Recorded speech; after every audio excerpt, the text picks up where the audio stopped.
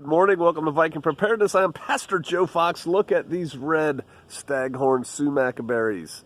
Now these are too old, but the best time to pick these is end of summer. They get really bright red and they have almost a sap glistening on them. That's when you want to pick them, cut them, and hang them up like in the shed or somewhere to dry. And then in the wintertime, they provide vitamin C, and they taste like lemonade. And you can't eat them. What you do is you take a handful, you throw it in some water, you shake up the cold water, or you can use hot water and make a tea, and it tastes like lemonade, but you don't eat them, you spit them out. It's just like a hard seed. Right now, I just tried some and take one, and they've been rained on and snowed on and everything since the end of summer, and there's almost no flavor left in them. But it's important to have a source of vitamin C when you can't go shopping. And these I actually planted here. I brought seeds. I just brought whole seed heads from Kansas, and I planted them all over the place. And so that's what we have. Just, you know, growing the wild edibles also. So I want to talk today about dogs in a WROL Teowaki SHTF situation. And I'll probably irritate some of y'all, but Kurt Saxon wrote a good thing on dogs in a survival situation long ago. The average American has a useless dog. The average American dog is useless, and people have them for the wrong reasons, and they're attached to them emotionally for the wrong reasons. A dog should first and foremost be a tool. You should have a purpose for having a dog beyond, I like the little stinky fluffy thing that runs around and barks. You know, it's my companion. No. You're going to have to feed this thing. What's your plan for feeding it? You know, it's difficult to store up a year's supply of dog food. I talked about this last time, and some of y'all gave me the best idea I heard, which was canned dog food. And I actually went and bought some canned dog food, but man, are they proud of that. And I'm going to get to large dogs, which I think you really need, medium to large size dog. And that's a lot of food. They eat a lot of food. The bags of food don't store well. The fat content in there goes rancid.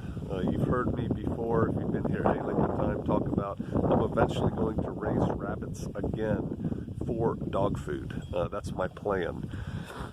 Haven't started that yet. Have the cages, know how to do it, done it in the past, so it won't be a problem. Raised rabbits in the past, not raised rabbits for dog food. So we'll see. We'll see how that goes. But I want to talk about dogs in particular. I'm a big fan of man stoppers. A dog that can stop a person from doing bad. I just watched a video on YouTube from like Seattle area.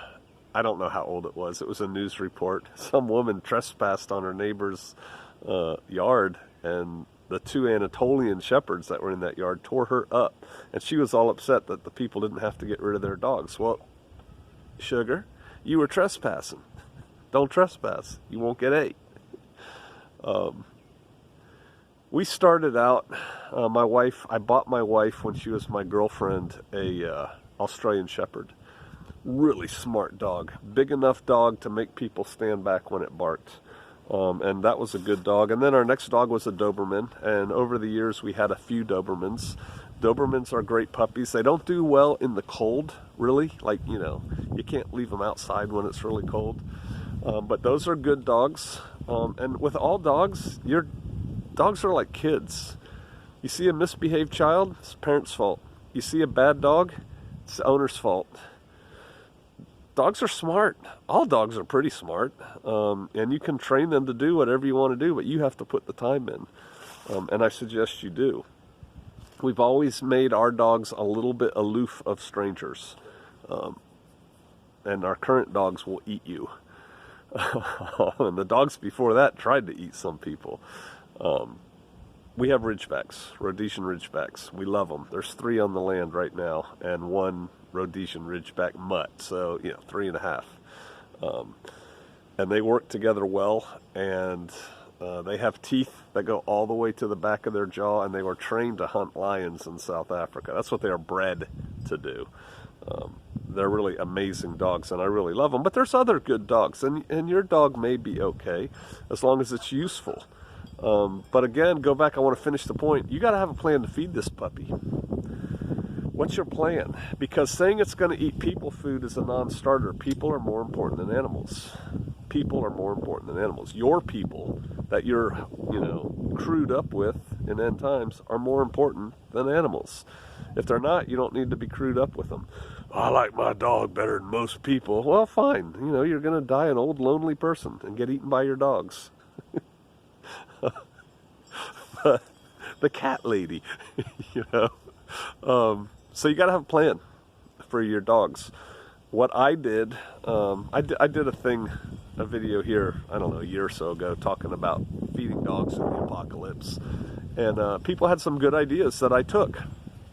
And one of them, this is take 2, I don't remember. Did I tell you I was going to raise rabbits for them? My plan is to raise rabbits for the dogs.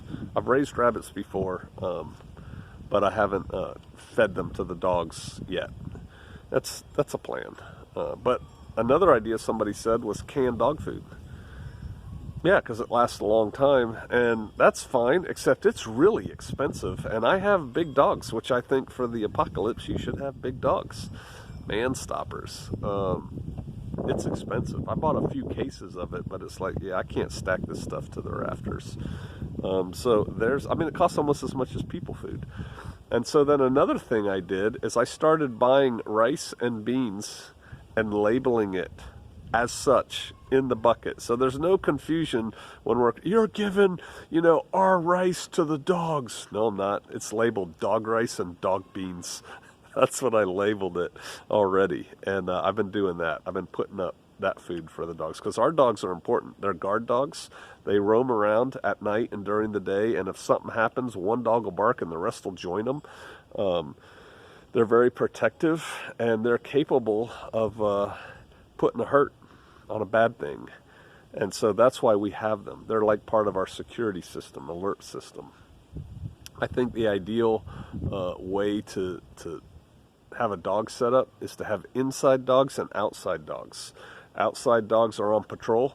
The inside dogs are like your final line of protection, give you time to wipe the sleep out of your eyes before you work that shotgun or something.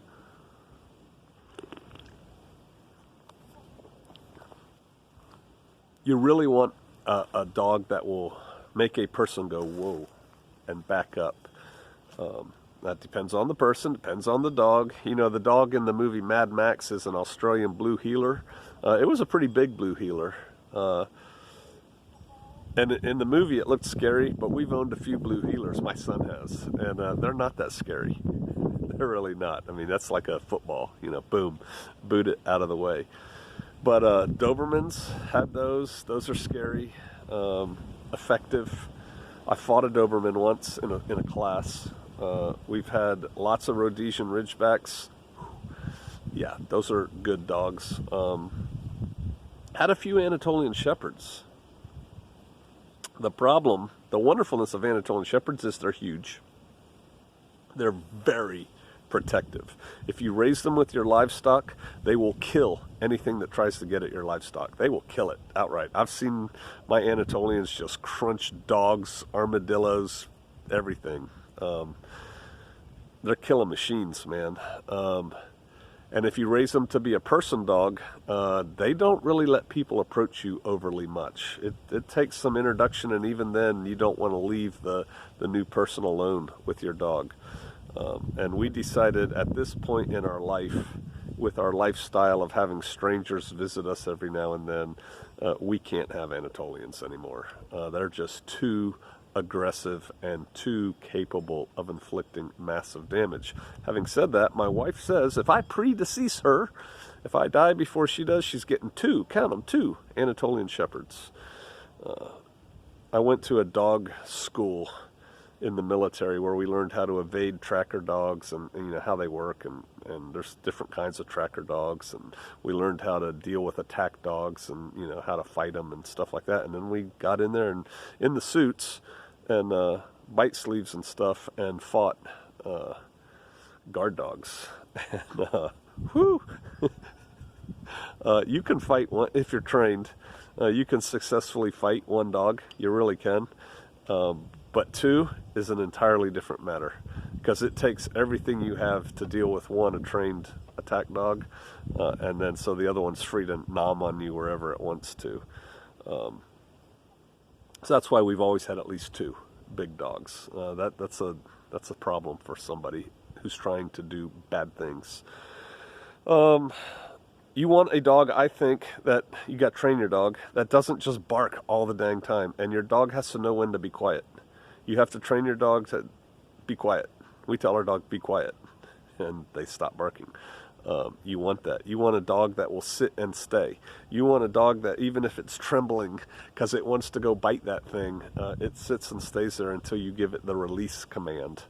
I'm not going to tell you what a release command is, but you should have one. So your dog should be very well trained. You should invest a lot of time in the first year or 2 of your dog's life training it to do the things. I highly recommend, it's a very popular dog right now on videos and stuff, that you not get a Belgian Malinois. You know, the dog that went after whoever that terrorist was, and the SEAL dogs and all that. Unless you are a dog trainer and a dog, very experienced dog trainer, handler person, you're doing that dog a huge disservice. A huge disservice. That is a very special dog that 99.9% of you are totally ill-equipped to handle. And it would be bad for the dog because they need a lot of attention, they have a lot of energy, and they need a lot of feedback and a lot of interaction. And most of you are not going to provide that to your dog. One reason I like Ridgebacks is they're actually a hound. And Ridgebacks will laze about. They'll just lay until it's time to do something, and then they're up and moving like 35 miles an hour, you know. So that's why I like them. German Shepherds are good dogs if you can get a good one. Most American German Shepherds have bad hip dysplasia, and they've been bred for conformation, not ability. You know, not what they do. But think about it. You got to feed it. You don't want it to give you away. You don't want it to go yap, yap, yap, yap, yap. You don't want it to be a threat to the other people in your crew or the animals in your crew. And most of you aren't as hard as me. I'll shoot a dog in a minute. I'll shoot your dog in a minute. If we're in a situation and your dog is threatening the group, either by barking too damn much or going after a chicken or attacking or getting in a mess with the already proven guard dogs, I'll put that dog down. Yep. Or give you a choice. You can stay and the dog dies, or you can go. What do you want? It's serious, people. It's serious. And you are responsible for your dog's actions. So think about these things before you buy another puppy. And if you do, I highly recommend you get a purpose, I was going to say purpose-built, a purpose-bred dog. A dog that will do the things. Now, I'm not being a purebred snob. You know, there are really good junkyard dogs and, you know, kennel rescue dogs and stuff like that. You know, I've seen some labs that were, kind of scary. Labs, you know, Labrador retrievers. I've seen mutts that were really good dogs, and that's fine. But again, remember, this thing has to serve a purpose because it's taking up space, it's eating food, it's taking your time away from other things. So don't get all emotional about it. Be a little bit logical and a little bit ruthless in your thinking. Is this dog going to make it through Tiawaki? And you can't let your dogs go. Dogs that are let go form packs. They're all over the South, and they're very destructive. And around here, there's an unwritten rule. When people see a dog pack running around, bullets start flying. It's just the way it is. I remember I met a guy in Tennessee who was the first guy who talked like that, and I was living in Northern Virginia at the time. I was very urban, and he's like, man, I've shot about 50 dogs. I'm like, what? You evil, terrible person. Because, see, I had that more genteel lifestyle, but it's like, no, man, we live out here, and we hunt deer out here, and they kill things, and no. So, thoughts on dogs? I got people waiting on me over here. I'm a little bit, I'm talking to you, and I'm thinking about them. So I'm going to let you go, but I'm interested in your comments on dogs for Tiawaki. And you ought to have some thoughts about your little frou-frou dog when all of a sudden there's no more food available. What's your plan for that? Or your little frou-frou dog that all it does is go all the time when you're trying to be quiet. There's something to be said for a little dog inside. Here, let me give you guys some love.